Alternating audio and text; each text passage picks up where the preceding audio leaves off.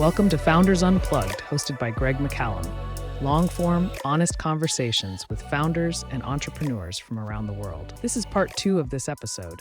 Be sure to check out part 1 if you haven't already. Link in the description.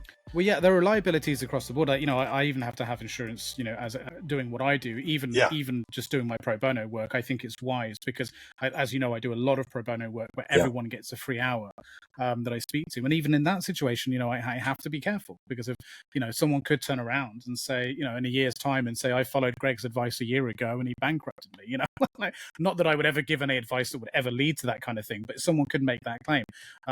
So it's just, I think it's sensible to do that. And also another reason why I record all my sessions and have them, documented, just to be certain, and especially when working with clients too. I think it's important to be safe. But yeah, if you don't mind, I wouldn't mind sort of rewinding the clock a little bit then, very briefly before we move on to some other bits, which is, to give a bit of context, like, you've got a bit of a northern twang to your accent there, and we've talked about it before. Tell me about where you come from, how you ended up down south. Like, let's rewind the clock a bit. You then, you studied business at, where was it? I saw Bradford. On your LinkedIn, Bradford. Just if you could just take us back in time a little bit, talk me through that, and then leading up to how you ended up down this part of the country. Yeah, so I grew up in Huddersfield, just outside Leeds in West Yorkshire. Very happy childhood, and then I went to what at the time was Trent Poly in Nottingham, now Nottingham Trent University, for geography. Did that. Then I went to I saw in the Nottingham Evening Post an ad saying, would you like to earn £1,000 a day? And I thought, back 35, 36 years ago, that was a lot of money. I mean, it still is, but back then.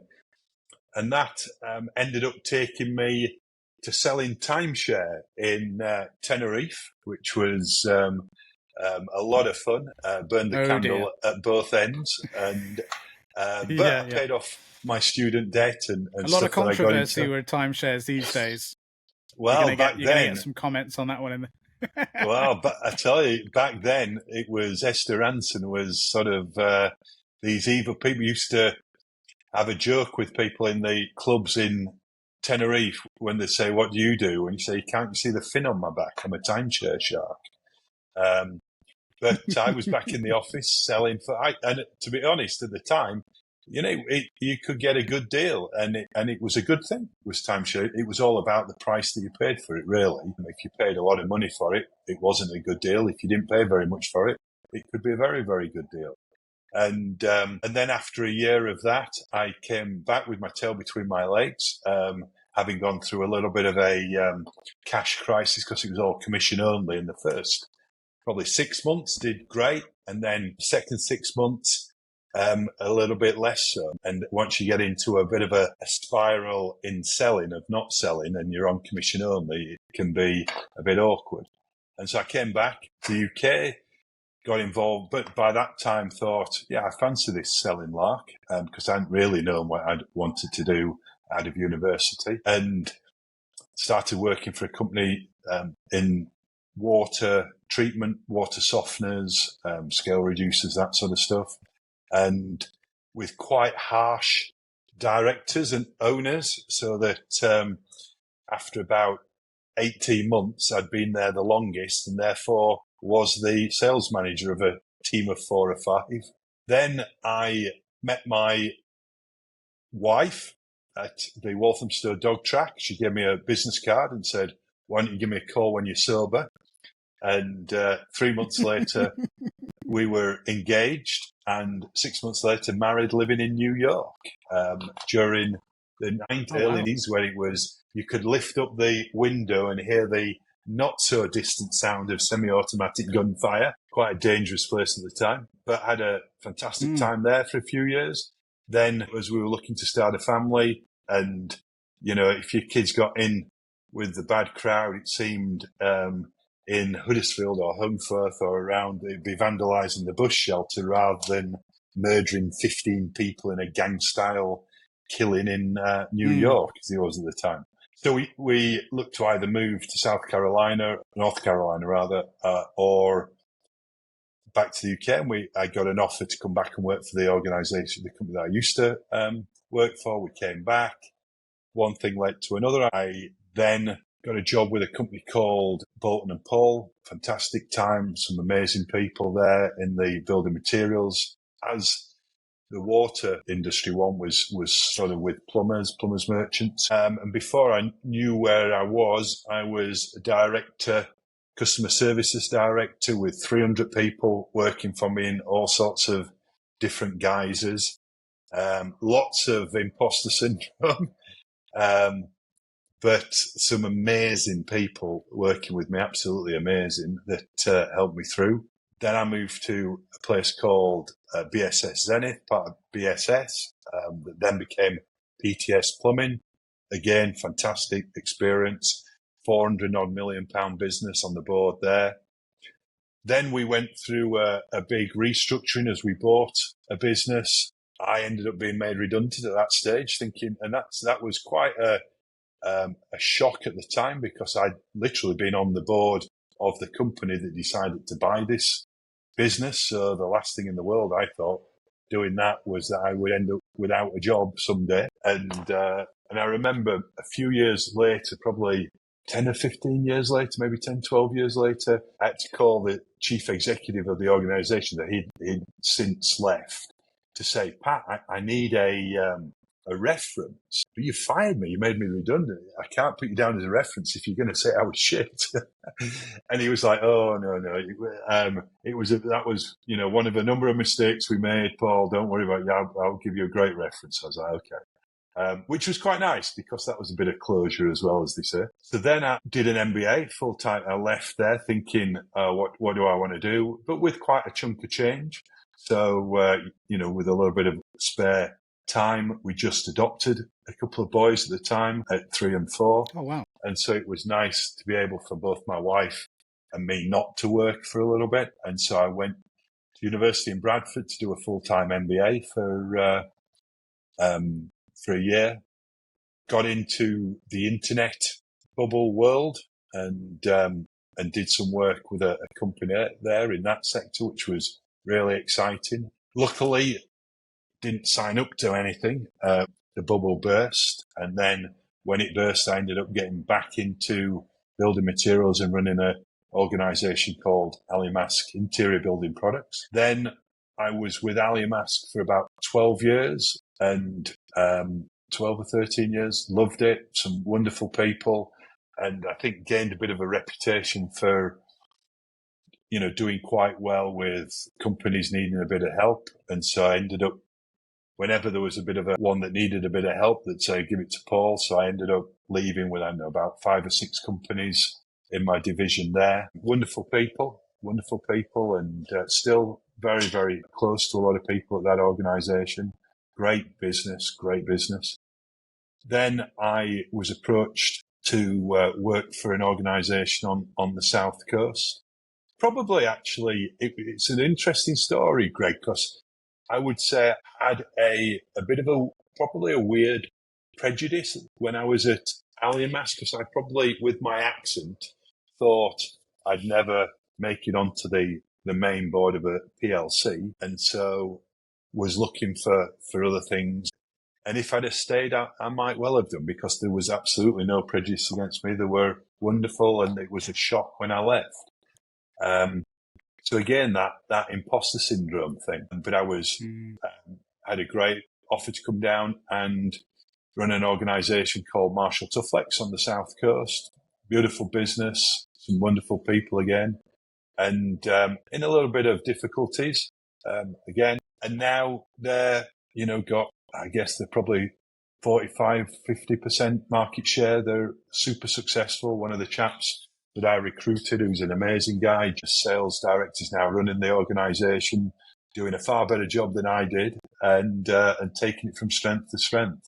So really, really enjoyed my time there. But just like I said, just before COVID, it was time to move on to myself doing my own thing. I was quite a good crisis leader, when you are running out of cash, when you have all that sort of stuff going on, then I was sort of really good in turnaround situations. Once they're really wanting to fly, I know my wife once saying to me, could you stay somewhere where it's less stressful? Once it's turned around, can you stay?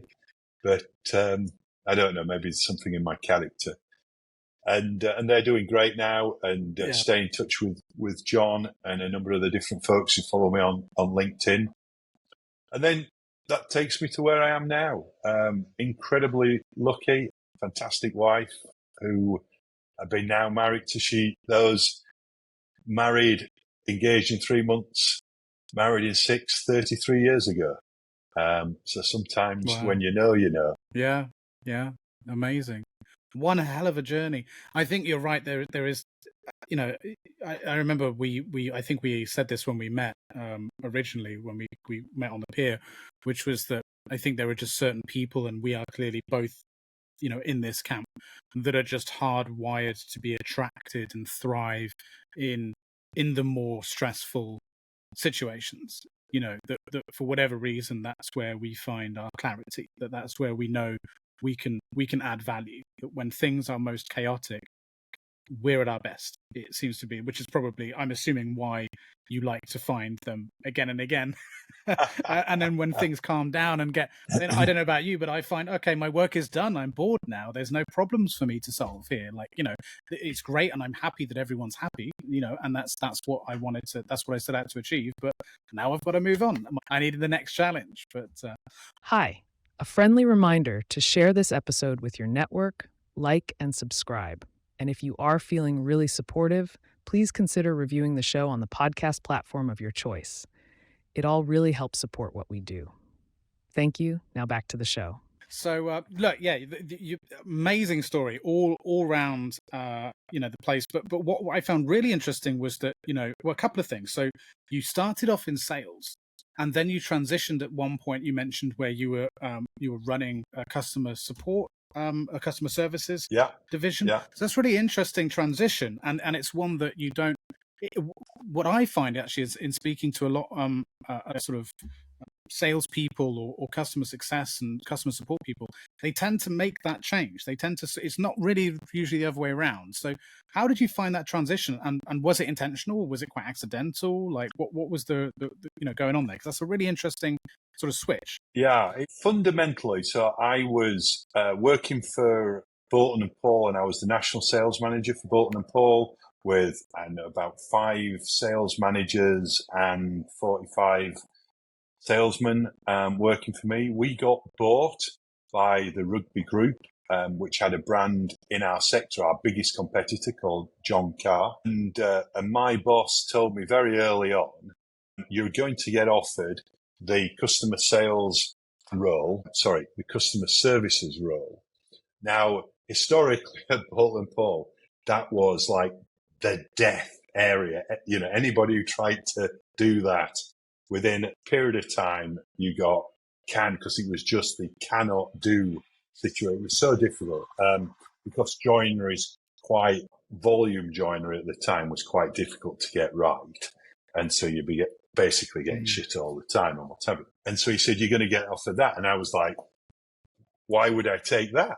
He said, because if you don't, you get fired, because the sales, the 2 sales directors at John Carr are going to get the 2 sales roles, and there isn't a third one. And so you'll either take customer services, which you'll have 300 people here, you build a call center, you've got the joinery centers, you've got all this sort of stuff all around here. So really quite exciting. Yes, very difficult, but or you haven't got a job. So it was quite easy. I was like, okay, I'll have a go. An easy decision to make, yeah. Exactly. And it was fantastic, absolutely fantastic. I really loved it. It was unbelievably difficult, chaotic. We had to recruit, 50, 60, 70 people. We had over time, we had to shut down joinery centres and bring it into a central call centre. And I was based at John Carr's in Doncaster. And so I was definitely going into the Lion's Den because the company that I come from was based in Norwich. And initially, when my boss had called me, say, how are you getting on? I remember once saying, well, I know how Ebola feels. I feel about as welcome as Ebola sometimes. But slowly started to build some trust in me, particularly the team. The management were a bit awkward, but the staff who were doing day-to-day customer services and just sitting and talk to them sometimes late on into an evening. And it was really great, and it was a real testing time. Very, very, very difficult when these two companies are merging and all sorts of stuff's going wrong, and they're getting all stuff wrong in the merger and what have you. And then we're having to deal with the consequential implications. I remember one time the chief executive of Rugby had promised the chief executive of Jewson, which was our biggest customer, who we did about 40 odd million with. And basically Jewson's director said these doors hadn't arrived somewhere. And so my boss came on to me on a Friday and said, need these doors to get to Jewson's. And I said to him, Peter, if we do that, I've got 2 trucks down in it might have been Windows. Anyway, it was either Windows or in Melton Mowbray. And if they do that, it means I'm going to have to unload one truck and then reload another truck, which will mean that 2 trucks don't go on their route because of the time that it is now. And that's going to be loads and loads of different products that are not going to arrive on time. Are you sure you want to do that? And he sort of listened to me, but he said, it's so much hassle. Yes, I appreciate that, but it is Jewson's. Just do that. You do that. And I was like, okay. Anyway, on the Monday, those doors, windows, whatever, arrived wonderfully. However, about 12 other products that had also been promised didn't. And so I got a call again from Peter, and he was wonderful. And this was something about leadership. And he said, you know what, rather than, why didn't those things that I didn't tell you about not get there? He said, you know what, you were right. I'm now going to ask you to set up a office of the chief executive, and all my shit that I get to me will come directly to you to handle in the best way that you see fit. I was like, sorted. And that was great. That was really, really, really great. Great leadership. And I was very lucky to have and work with some amazing people. I mean, I took some people on at the call center who were 18 and 19 that are still friends and are directors of companies within the building materials industry. A friend that I worked alongside, he's now managing director of a large company in the industry as well. Just a great time. And it's one of those things sometimes when you go through a real tough time together and, end up performing and coming out of it strongly, you build such amazing relationships that whenever you're, at an industry event after 3 or 4 glasses of wine, it's remember that. And I'm so, oh my goodness, And I used to take a few of them stories come out, on conferences when they used to work. Because also the other thing is, really good people are, and so a few of them I recruited to follow me in my different roles, and certainly 1 or 2 of them were absolutely brilliant, but they were really charismatic, and it was like herding cats at times, especially on conferences. I remember the first time I took one of these chaps who's sales director to a conference. Up until that point, I'd never missed a business session at a conference. The first conference I went to with him, I never made a business session at the conference. We spent a lot of time with customers, but it wasn't at the business conference. But down the pub, I'm assuming. Exactly. And again, hey, that's where some of the best business gets done. It is, and relationships. Some of the best. Yeah, absolutely. Some of the best deals I've ever done have been down the pub. For all of the online, in person, this, that, and the other. And at the end of the day, some of the best. I've got a client who is second generation Chinese American, and he does a lot of business out in China. And he was telling me about how out there, when he does business, it's a completely different world. You do not do business unless there is a lot of food and a lot of drink involved. Like, they're old school. That's the way it gets done. And there's something to that.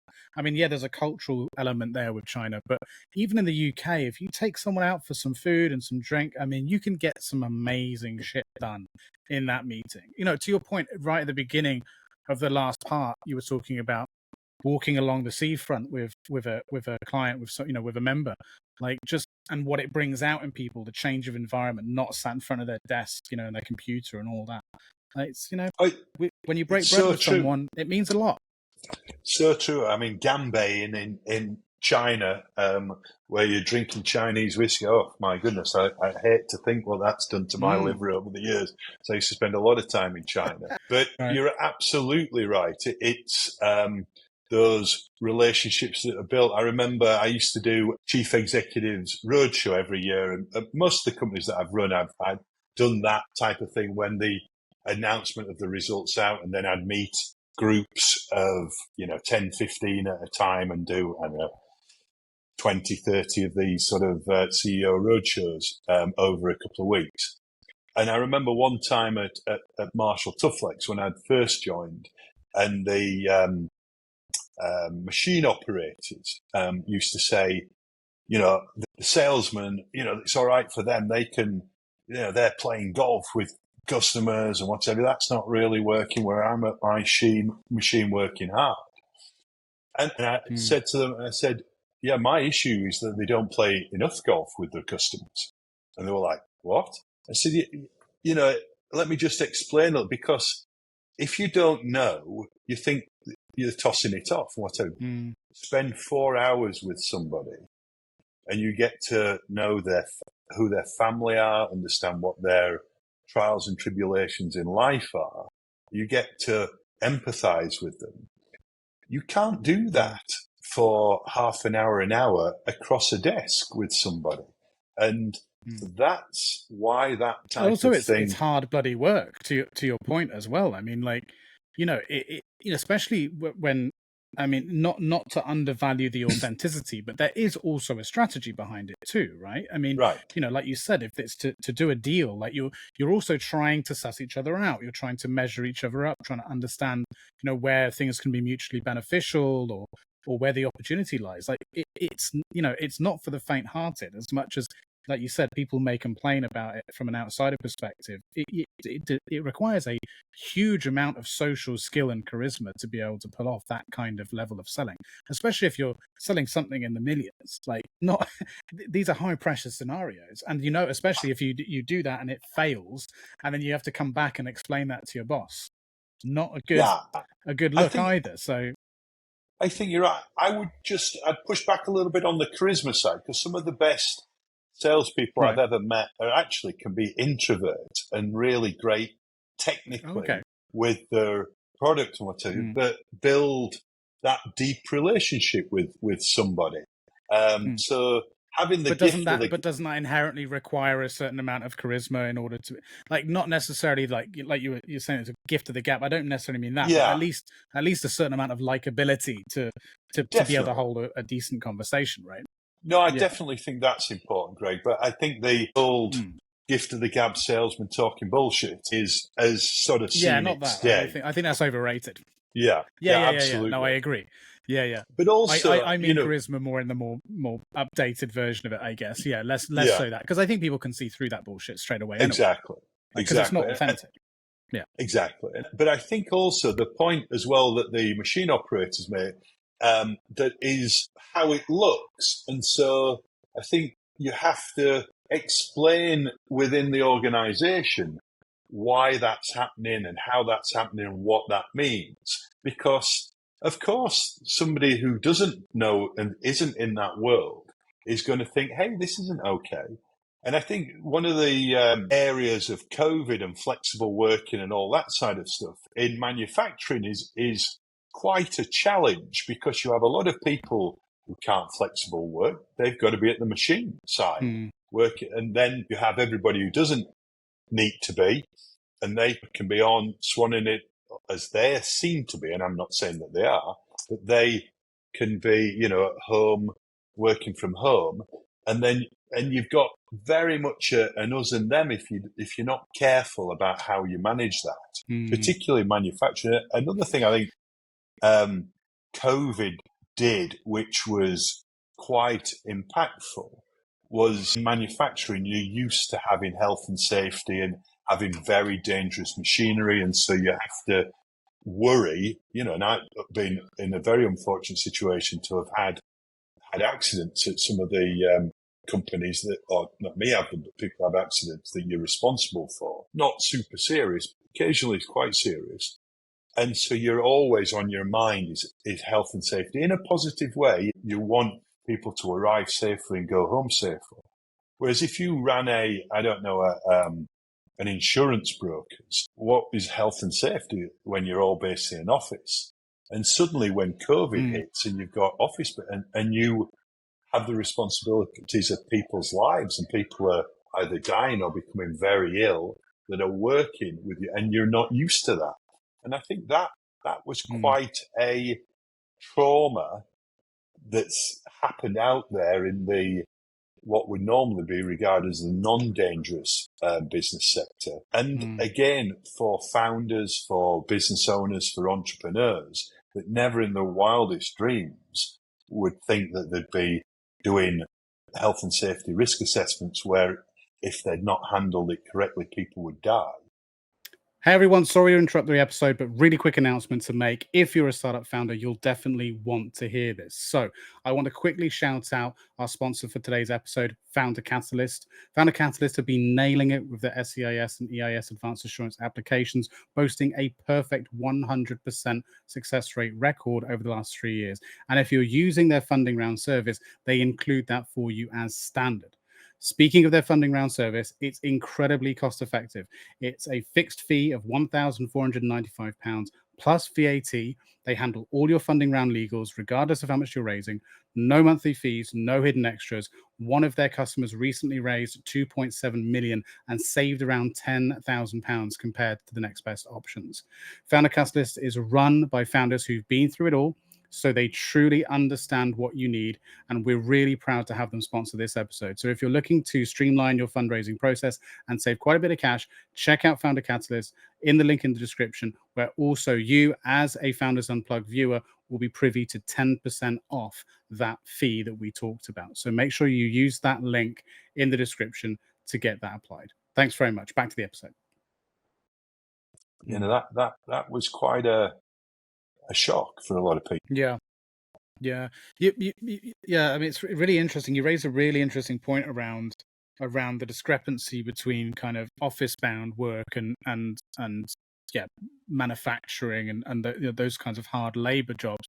It's something that I've been really sort of hyper aware of since COVID, and even before that, because I think it's fair to say we could see the trend of home working on an upward sort of trajectory anyway, but COVID just completely pushed that forward. But it's something that you would be forgiven for thinking that the entire world worked from home if you lived on LinkedIn and didn't really walk outside. LinkedIn especially, I spend a lot of time there, but especially in the world of startups like I'm involved, everyone's constantly talking should we have a working from home policy, unlimited annual leave?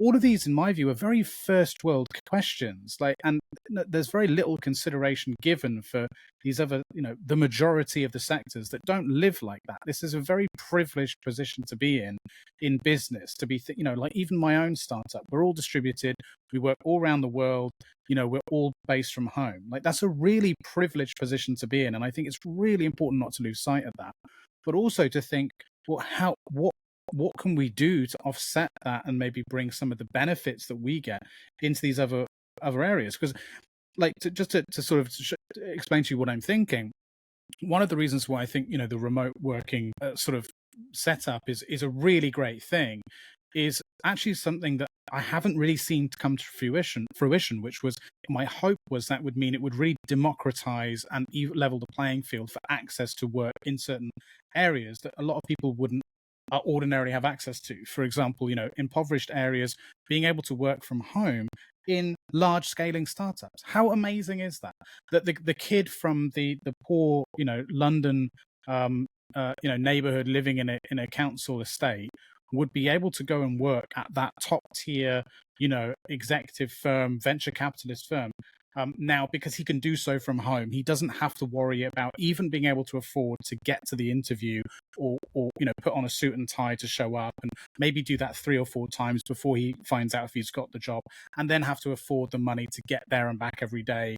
You know what I mean? So I thought that would be what would happen, and we haven't seen that, and I find that really disappointing. And I'd love, I don't know why we're not seeing, more of that. That's just the one bit, but then. Yeah, there's something else there as well with the discrepancy between those that have to go to work every day. I think they look at people like us, who work from home and think, what a bunch of arseholes. Like, what can we do to educate them? And maybe, I think there are 2 distinct problems there. I don't know how to solve them. I don't know if you've given either of those things much thought, but I'd be interested to know what your take is on that. I think for me, it's always communication.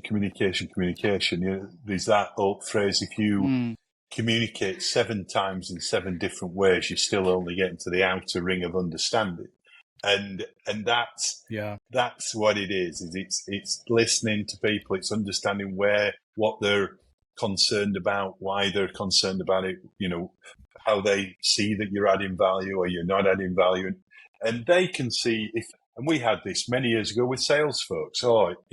He's working from home on a Friday, that means he's watching daytime TV.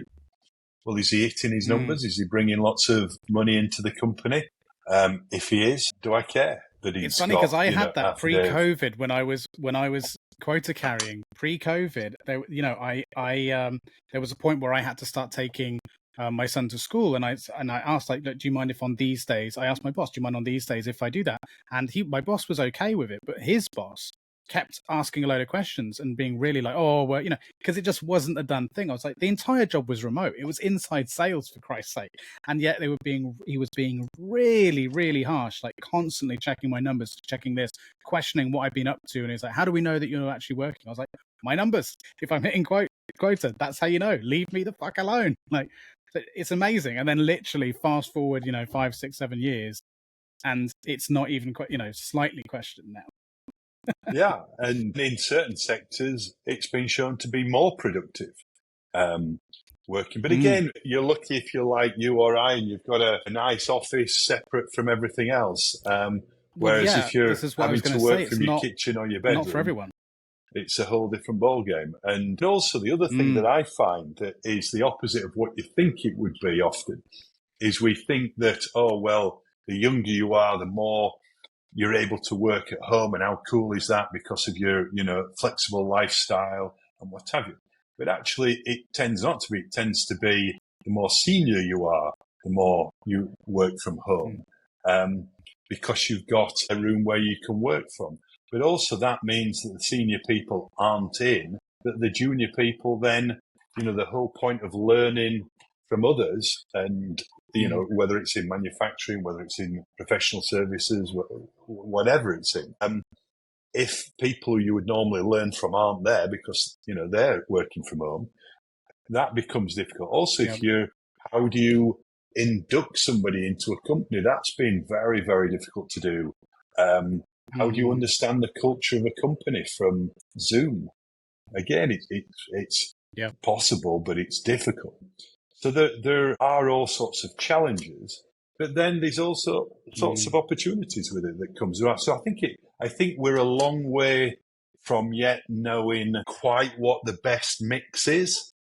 But I think, and we're also a long way from knowing what the worst mix is yet. And I'm sure over the next, 2 or 3 years, maybe 5 years, we'll get a much better understanding of that and who it's okay for and who it's not okay for.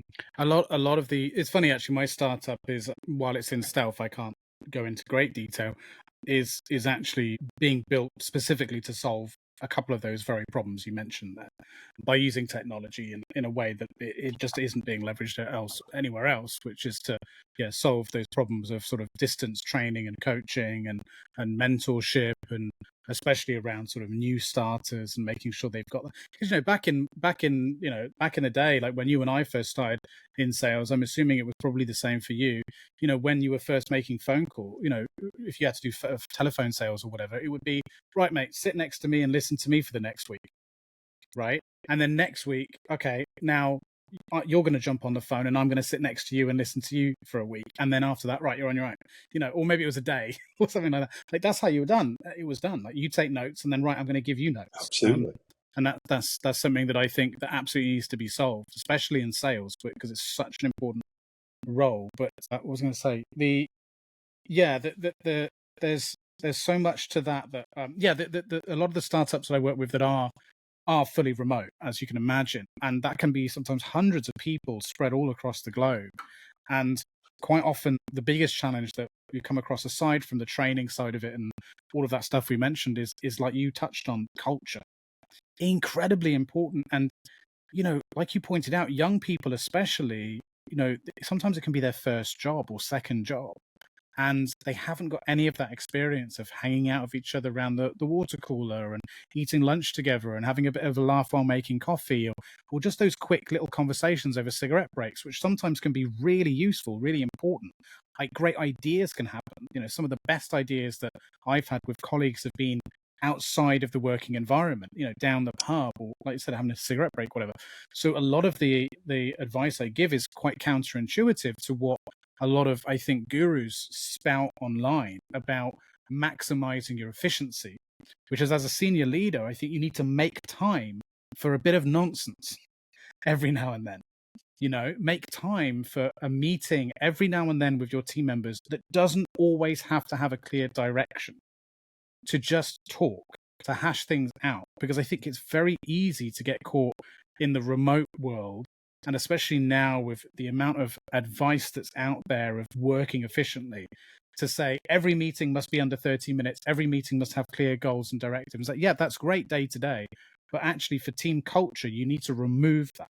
And actually think that there are smart ways of just putting in group calls or team calls or one-on-one calls that are kind of the virtual equivalent to you walking along the beach. I think you're right, Greg, and I think the more cross-silo you can do that, so that sales, manufacturing, or research and development, or accounting, or are involved with each other, because part of that water cooler thing is that's where you're meeting people from different departments, and somebody's saying, I can't believe you had that issue with so-and-so that could have been solved so quickly. Well, how would you have solved it? Well, didn't you know that this, if they did this on their accounting thing, I didn't know that. Does that work? Yeah. Oh, yeah. And boom, boom, boom. Before you know where you are, you've got a solution that you thought was for one person that then can be implemented across the whole business, and you've just improved your service dramatically.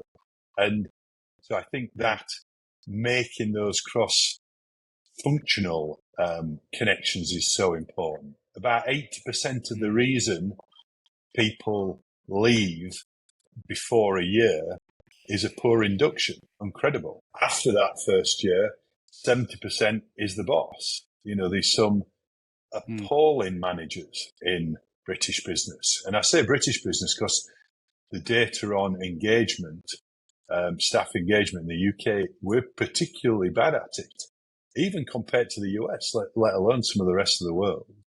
And it's just quite frightening, some of the figures on these different things.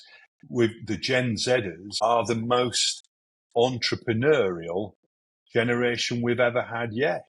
And yet people are thinking of them as, they don't want to do this or they don't want to do that. If you can engage with them, they're absolutely extraordinary.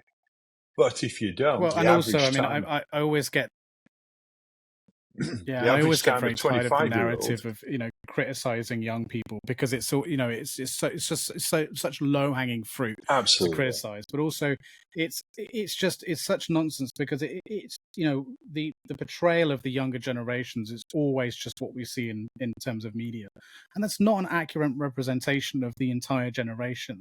Like that's a very, very small percentage. So you may be seeing some ridiculous behavior from Gen Zers, and all sorts of other groups, especially right now a lot of poor behavior across the board from all kinds of generations, but that's not indicative of the entire generation. You're absolutely right. And it needs to be repeated that the younger generations now are more intelligent, more focused, more ambitious, like more tech savvy than any other generation that's been before. And that is true of every new generation. That is progress. And it's just so disingenuous to paint this story that each new generation that comes out is somehow worse. It's absolutely untrue. And the data doesn't bear that out at all. Like, it doesn't take much to figure that out if people just took 5 minutes to look it up. Like, it's absolute nonsense, Yeah, and the Gen Alphas, the one following Gen Zers, are Gen Zers on super drugs type thing, because they're everything that the Gen Zers are, they are more of. They're what do they call it? Looking at phones and whatever. Their attention span is shorter and quicker and all that sort of stuff. If you are enjoying this episode and want to support the show, please like, subscribe with notifications turned on, and let us know your thoughts and opinions in the comments below. This lets YouTube know we are doing something right. Back to the show. One of the benefits with seeing so many world-class speakers, you have quite a lot of data that sticks in your mind when you see people. One thing that blew my mind when we had an amazing speaker on the difference between generations is, on average, if you employ a 25-year-old today, on average, they'll be with your company for 2 years. If you employ a 55-year-old, on average, they'll be with your company 9 years. And so there's also generations, the older generations, the 50 plus, they can be phenomenal for companies to employ, but often don't get thought about at all. Because not everybody that's 55 is running companies. A lot of them have fallen out with business. They've been made redundant, they've lost it or whatever. There's a lot of people around that are absolutely exceptional at that age group. And putting that age group together with Gen Z, you can get an incredible working team. Yeah, provided you don't have huge egos to contend with. But yeah, and what's really interesting is now seeing how a generation, we have the generations in the workforce already that have grown up with the internet and grown up with smart devices and all that, and now of course we're getting the newer generation that's coming into the workforce or going to be coming into the workforce that have known life to only exist with AI, and that's going to be a really interesting transition. But you touched upon very briefly there about attention spans as well, and I think this is another thing that I think always gets misrepresented. I've been told by so many people I probably have ADHD, and to be completely honest with you, I'm not interested as to whether or not I do or don't. I really don't care. But what I've found in speaking with people that do have ADHD diagnosis and that are leaders or in a similar sort of space as us, is what is a distinct advantage of having a short attention span, or is that they are very good at context switching, right? And that is an incredibly important skill to have as an entrepreneur or a business owner, being able to move, from one very deep, sometimes very nuanced, complex topic to another incredibly quickly, and again with problem solving and things like that. So it's again, it always comes back to how things are framed. If you're saying no, they've got a short attention span versus, oh, brilliant, they've got a short attention span. That's literally the difference between the two. It really depends on how you frame these things at the end of the day. I don't think it's inherently a bad thing just because it's like they've learned it from social media. It's like, no, actually, I think it's learned from being able to do multiple things at once, like being able to go on a device and perform multiple tasks simultaneously. It's not inherently down to social media. Things are much more nuanced than that. And this is the world, and they are natives in the new world. It's going to be their world. And so that's what it's going to be like. So I whether people like it or not, it is their world. And so they will. I think it's hugely exciting. Yeah, I agree. I mean, I use. But I'm an optimist by nature. I mean, talking about AI, I've had a couple of professors into my group talk through AI, and we're all using it massively within the companies, within my members, within the companies, and myself. I mean, I probably search AI now more than I search Google. It's extraordinary, absolutely extraordinary what Google, it can Google deliver. Better watch out. Yeah, and they certainly don't have one of the best AIs. Their AI is not great. They don't. No, funnily enough, I used it yesterday for the first time for something very day to day. I've traditionally been using AI very, business focused. And yesterday, I was cleaning the garden and the pool and stuff like that, and I had to figure out the right amount of a chemical to put in the pool to like balance the pH level, all this boring stuff, right? And I was looking at Google, and I just couldn't. There was no solid information. I was just like, "This is doing my head in." So what am I doing? Ask ChatGPT. I jumped on. I said, "This is the size of my pool. This is the readings I'm getting. How much of this do I need to add?" And it just told me. And I was like, "Yeah, okay. Exactly." And that was the that moment yesterday where I was like, "Oh, I should be using this for more than I'm using it. Like way more. Not just day to day, like business stuff. Well, I had that sort of eureka when we had a professor on AI come in last September, and he was talking all this through and how the important thing is how you ask it in AI and which ones and how and whatever. And just showed us exactly what you're talking about there. And you're like, my goodness.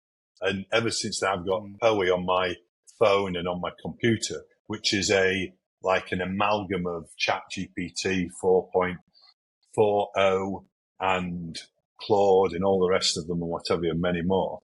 And it's just phenomenal, absolutely phenomenal for maths, for higher maths, for finance, for, and when you say, give me your references and the workings as well, and it's all there, and then you can check references, because some of the time it gives you shit, it does. And so you have to, you have to read it and know it, check it and whatever at times.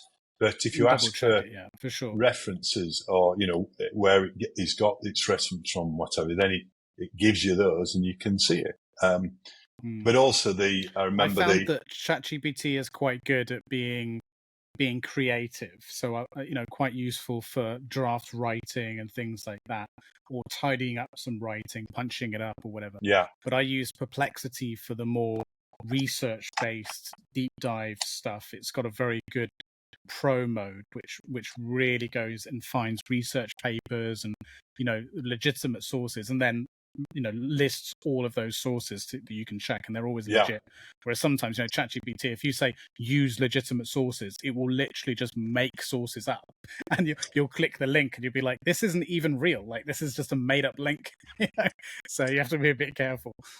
Well, the professor that we had on AI showed exactly what you were just saying there. He said to ChatGPT, tell me the benefits of pig farming in the middle of central Birmingham.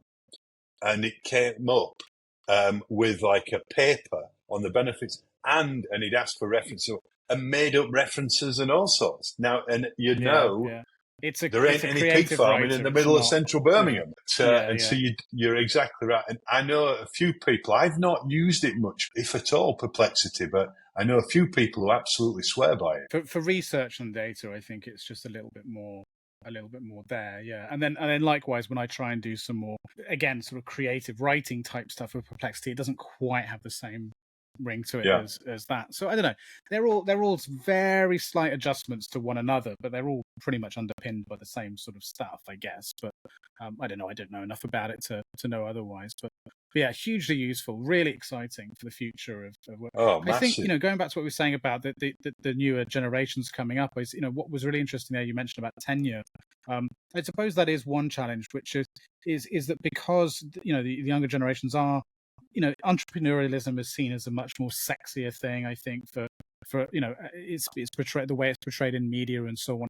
It does create this sense of something which I have mixed feelings about, which is to kind of idolize entrepreneurialism in a way, which I think is great, in the sense that I think we should encourage people to go out and start businesses and take risks and so on. But at the same time, I think it does sometimes set up some unnatural expectations around entrepreneurialism and ways in which you can make money, and also sometimes not really in the most legitimate of ways, unfortunately, as well, like through crypto and all these other dodgy schemes going on. But I guess that would, that does pose a risk for the younger generations of workforce if they are seen as being unreliable because of their short period of tenure, because they want to, most will maybe want to go and start off their own business. I think that there has to be something fundamentally that changes within the corporate infrastructure, within the startup world, which is to try and act as best as possible as supporters and incubators of that talent.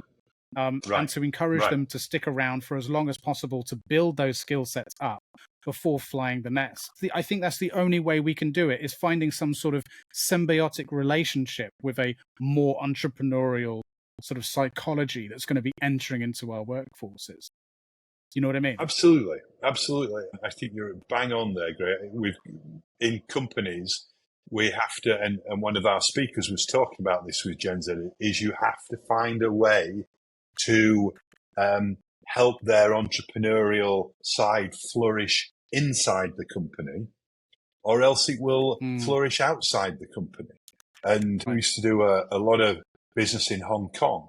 And one thing that I used to get used to in Hong Kong, going back 20 years, is everybody had 2 business cards. They had the business card of the company they worked for, and then they'd give you another one, which was the company that they'd started up, and they were hoping, would be the, and a lot of, the Gen Zers will have some form of other business that they're doing in their some side hustle, right? Bedroom side hustle, exactly, some side hustle, and that creative entrepreneurial spirit. Whereas if you can, within an organization, help and nurture that, so that it's both having an impact on that Gen Z person, but also helps the company, then you could be absolutely phenomenal. But it's going to be a challenge. If you have a square hole and you're forever trying to bang in a round peg, they're not going to stay. They're, because they don't care about staying. And the other thing is, they're one of the poorest generations, so they need the money. And so when people think, oh, well, they'll move for a pound more here, they will. And it's not because they're, they're seeking, they're greedy or this, that, and the other. If they have moved out of home, life is very expensive for them, very, very expensive for them. And so they, desperately need money. And so again, it's knowing more about the people that you're taking on. Yeah, and salaries aren't exactly keeping up with cost of living, unfortunately, the rate that we would like to see. But yeah, I think there just needs to be some creativity there, I think, from organizations, in the way that contracts are worded, and also some creativity from HR, collectively, in understanding that people are going to have side gigs, they are going to have maybe second jobs, or like you said, side hustles and things like that, because most employment contracts now are incredibly restrictive in that regard. Like, they completely flat out do not allow employees to have any kind of other thing going on, that your entire focus must be there. That's going to have to change. We're going to have to allow people the freedom and flexibility. Moreover, just to allow them to, like you said, to be able to even pay the bills at this rate. Like, it's not even just, because of necessarily they want to be an entrepreneur, but a lot of times, an entry-level position in X company isn't enough to allow for an individual to live on their own in the centre of London or Manchester or whatever, and eat and have a social life and save for a fucking mortgage or whatever. Like, it's just not manageable. No chance. So yeah. They're going to have to sell stuff on eBay or paint and sell them on whatever it might be. That maybe it's just as a necessity than anything else. But one last really quick thing I wanted to ask you about really briefly before I let you go was about your MBA, because of like me, you were an adult learner when you went to do your MBA at university, and that was the same as me. I did that as an adult through the Open University, and I just really wanted to get your take on that. What was the reason why you decided to go and do that? Was there a motivation behind it? Was it maybe part of the imposter syndrome thing, and how did you find that as an experience being an adult learner? Yeah, it absolutely was that, Greg. I had effectively always wangled the position and got promoted above my capability, and managed within a year or so to sort of be all right at it. And my next step was to be the managing director of an organisation, and I didn't know how to do that, and I felt, how am I going to, be able to do that? I'd always fancied doing an MBA, but I'd always had jobs that had taken so much of my time, I couldn't do the extra time that would be required to do a part-time one. And then I was made redundant at BSS. And so then it gave, and also we adopted the kids. So it was a wonderful opportunity. And also it was in a September, as it was so lucky because it was sort of towards the end of September. So it was also incredibly lucky. It was the start of the new, university season. And so I managed to, get places at a number of different places, at Leeds, at Manchester, and at Bradford. Bradford was the cheapest. And as I was paying for it myself, I thought I'll go there. But it was a very, very good program as well. And at the time I was living in Huddersfield, back in Huddersfield. And so I ended up going there and absolutely loved it. And I was so much a better learner than I was earlier, because when they talked about manufacturing or marketing or all those sorts of things, I had real life examples. I also took the subjects that I didn't know anything about. So, I'd been a sales and marketing director for quite a few years and things like that. So I wasn't focusing on sales and marketing. I wanted to know more about operations. I wanted to know more about finance. I wanted to know more about economics. And so it was hard, but really, really enjoyable, And also there was, we had Bradford's a particularly good one for having lots of overseas students. And so we had people from China, from Taiwan, from India, from Pakistan, from Cyprus, from Greece, from Germany, from France, from Finland, all over the world. And so that was incredibly fantastic. A lot of young, really, really young folks. So I was one of the oldest, about 4 or 5 of us were some of the oldest. A lot of us are still very much in touch. We had a reunion last year. We're going to probably wangle another one next year. And so it was just absolutely fantastic. And people often will say to me, oh, did it teach you to do this, or whatever? What I found was, was back to this learning from people who are cognitively different from you, so that whether it be culturally, whatever the reason that they think differently, just that benefit of proper diversity of thought was unbelievably interesting. The other thing I found was it wasn't about giving you the answers, but when I ended up in a general management managing director position, I was able to know what questions to ask. And then when the operations director or an engineer or even the finance director would give me answers, I knew enough to see whether they were bullshitting me or not a little bit. And so then you could delve a bit further and you had the language. And so you understood the language of, the return on investments, whatever it may be. And so effectively, I think it was did it give me any answers? No, it didn't give me the answers. But what it did do was teach me a whole new language that enabled me to converse with other departments that I wouldn't have really understood the language for otherwise. And so it gave, so it was really good. Yeah, really, really, really good. Yeah. It sounds like we had both very similar experiences and similar motivations for doing the MBA, which is good to hear and kind of reassuring as well. And to anyone listening who's considering doing any form of learning, I'd say as an adult, if you are an adult listening and considering it, whether it's an MBA or anything else, I would highly recommend it. I don't think it's ever too late to go back into education. And that's coming from someone who did terribly at school. I fell in love with academia and education, I think, a little later in life. But yeah, I'd highly encourage people to, especially now with distance learning options and so on. It's never been easier and it's hugely valuable. Well, look, we're at time, so all that's left to say is thank you. Where can people find you, Paul? Where would you like to direct people to? And Probably LinkedIn is the easiest place. So Paul Hetherington on LinkedIn, you'll see this ugly mug on there. And just send me a connection request and then message me or talk to me or on LinkedIn. Once I connect with you, all my phone number, my email and everything's all on there. So probably LinkedIn's the best place. Brilliant. Thanks ever so much, Greg. Thanks for the opportunity. Wonderful couple of hours. Yeah, well, I thoroughly enjoyed it. It's been wonderful speaking with you again. And I've no doubt we'll catch up again for an ice cream on the pier and a beer. Absolutely. Yeah? Cheers, Greg. All right. Great stuff. Have a good week. See you soon. You too. Thanks, mate. Thank you for listening and or watching. Please like and subscribe. Or if you are listening via podcasting service and want to show your support, consider rating or leaving a review. It really helps. See you next week.